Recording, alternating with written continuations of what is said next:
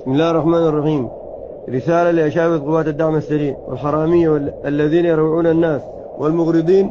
وإحنا بنقول للشعب السوداني أن إحنا شعب قوات الدعم السريع دمر كل الأماكن الحيوية، دمر البنية التحتية، دمر المصانع، دمر المؤسسات، دمر كل شيء، ما خلى شيء، وجاهزين بإذن الله. وعندنا أولويات، والآن استعانوا بمرتزقة، وبإذن الله نحن نحاربهم وننتصر فيهم بإذن الله الشرفاء في القوات المسلحة. فأبشروا بالخير، نحن معاكم، والسلام عليكم ورحمة الله وبركاته.